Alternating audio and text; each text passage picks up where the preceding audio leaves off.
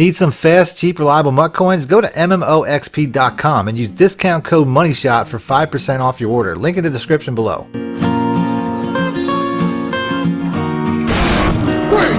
Welcome back, YouTubers and Madden fans. This is MADDENMONEYSHOT, sniffing out the Madden cheese as always. Got another gameplay slash defensive play video for you today. Today I'm going to be going over a blitz that's in basically every single playbook. It's a really good pass defense, a really good blitz, and then you're going to see how it gets, a ton of turnovers.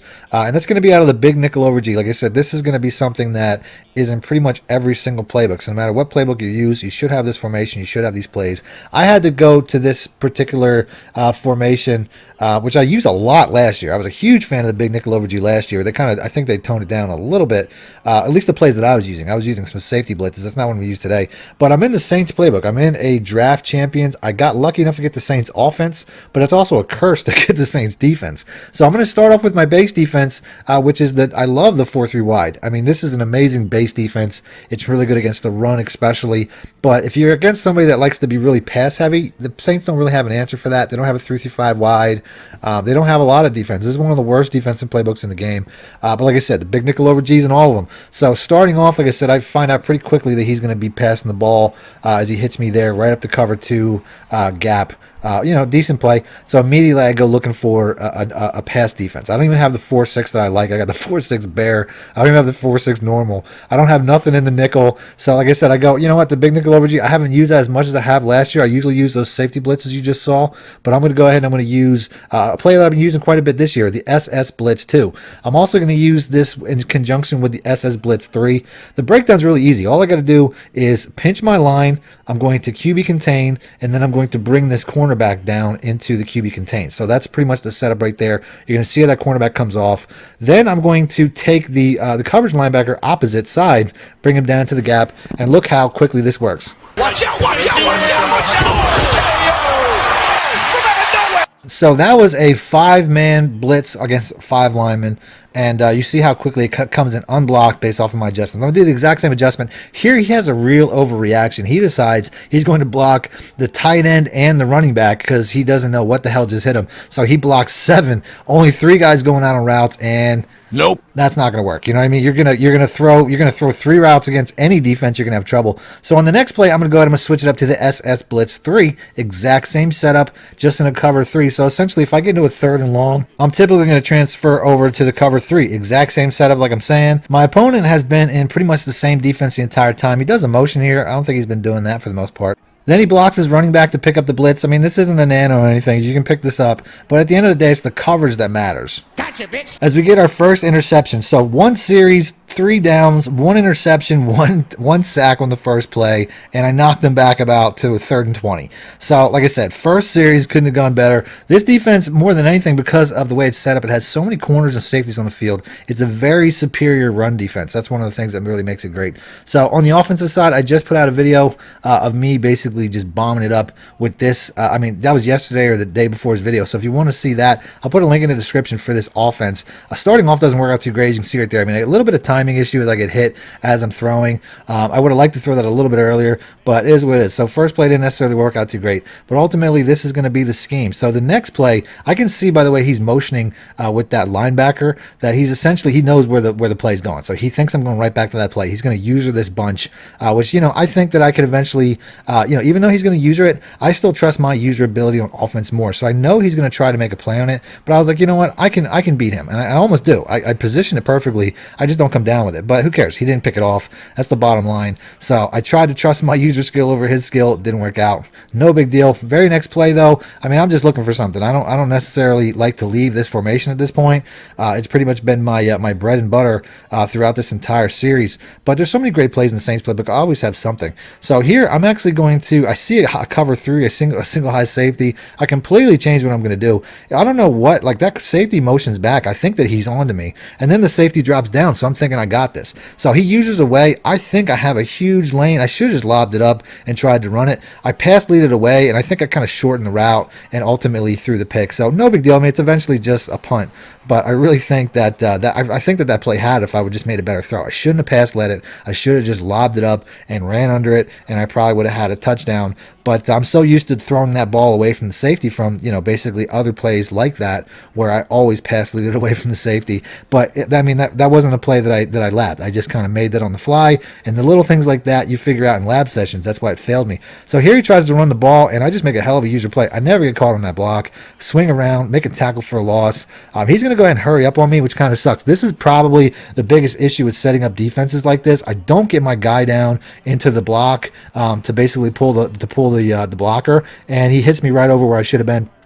Another thing with this defense is my zone assignment is outside. Now I could easily get back and cover inside on this tight end. I didn't think he was going to hit him twice, but ultimately I'm gonna stick to my zone assignment. I'm gonna try to cut off any slants, and because I'm doing that, I'm getting hit over the middle really quickly. So I go ahead and I switch up to a man blitz. Very similar concepts. I didn't even get close to getting those in. Here, this should have been a pick.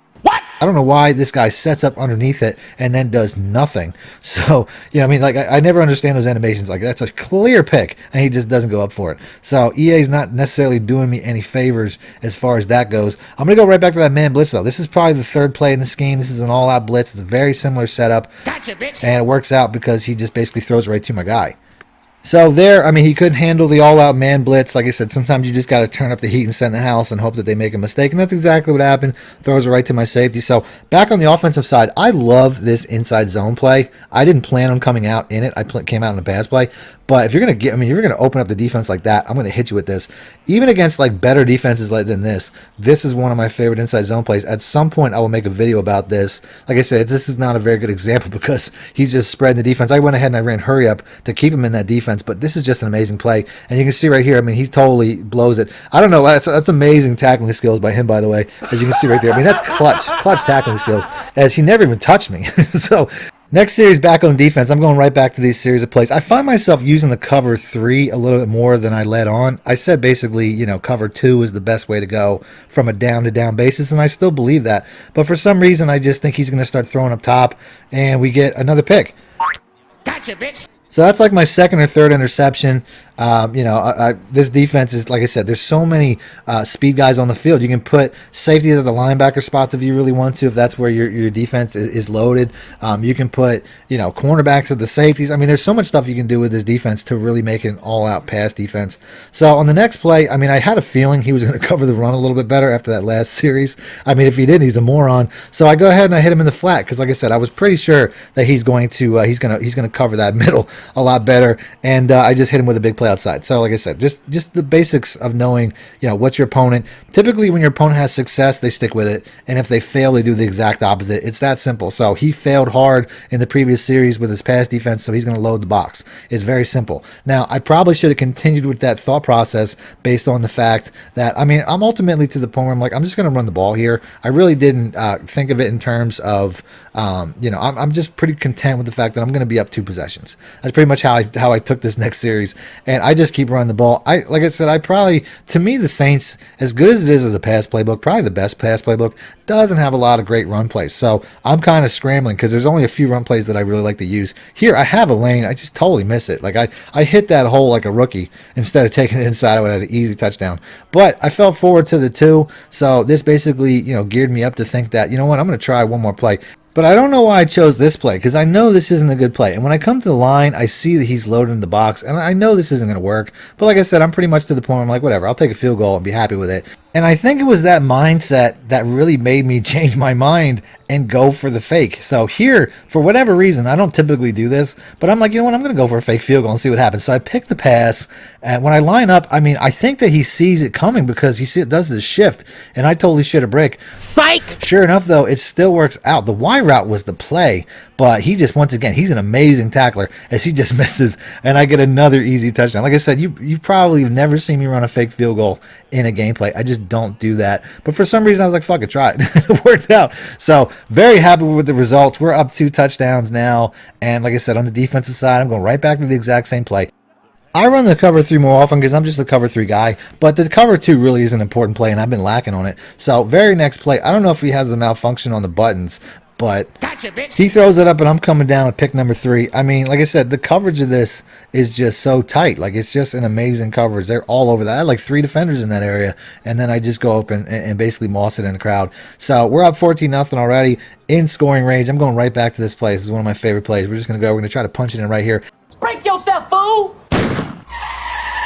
He's been running a little bit of cover 3s. I don't know what that was. Maybe it was a cover 2 invert or something, but I just get right over that. So up 21-0. I don't typically like putting blowout gameplays up, but if it really exemplifies a scheme, or like in this particular instance, a defense, that's really what I'm going to do.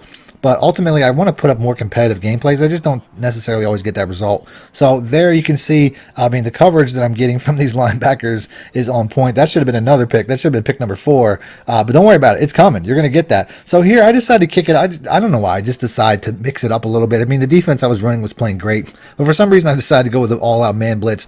The all-out, I mean, it gets right in his face. But the all-out man blitz is when I did run them. This is not one of the better all-out man blitzes. Like I said, I'll throw it in there every once in a while to mix it up my opponent, but for the most part, it's all about the cover 2 and the cover 3. And the cover 3, I've been running the cover 3 too much to the point where I don't want to get to a point where he knows exactly what's coming. So here, once again, he starts finding a way to beat that cover 3 outside, so I'm going to go right to the cover 2. It's pretty much all there is to it. There's 3 plays in the scheme, but ultimately, I'm going to pretty much go back and forth between the cover 2 and the cover 3. I would say the man blitz would probably be best in a running scenario, but ultimately, so is the cover 2, because the corners play down, so they're going to do a better job against the run. That's pretty much all there is to it. So here, I know he's going to the outside. Like I said, he thinks that he's got that beat. Even if I didn't use her that, I think the outside cornerback would have been on that anyway. You saw he dropped back. The safeties play those a lot better in cover 2 as well. They were both converging.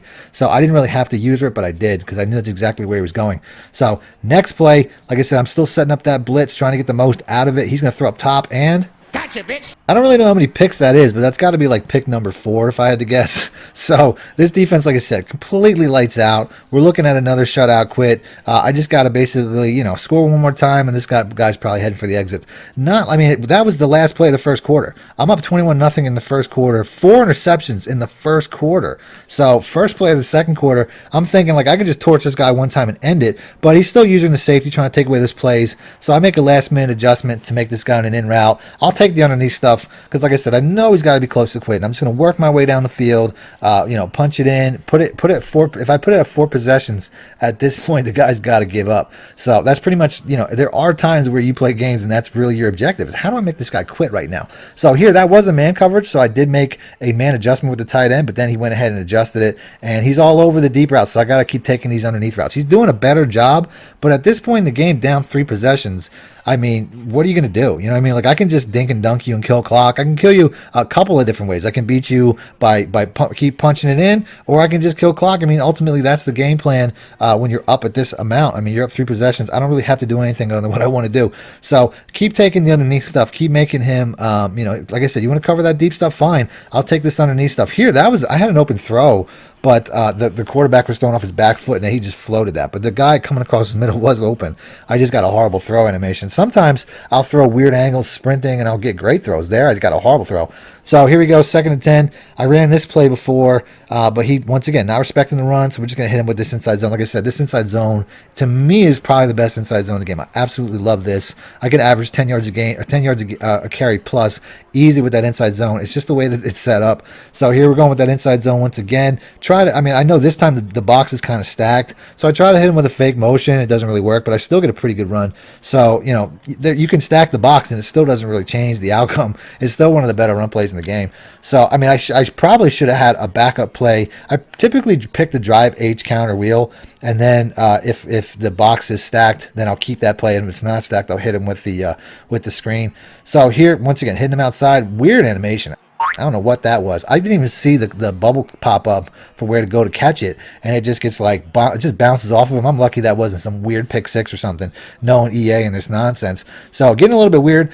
3rd and 4, I got the right play call because I know this RB route's going to go right up that cover 3 seam, and sure enough, it does. So I thought I was going to score, but he comes over, makes a play, stops me at the 3, and he's had enough. He knows that I'm going to score. There's no point sticking around, so he's going to end it. So that's it. That's the vid. If you guys want to see more breakdowns and gameplay like this, do me a favor, hit the like button, and I'll do that next. Other than that, thanks for watching, man. Moish it out. You win. Perfect. Need more help or just want to show your support? Then head over to my Patreon and join my team, where you can get exclusive content like ebooks and bonus plays, as well as early access to my vids and more. Link in the description below.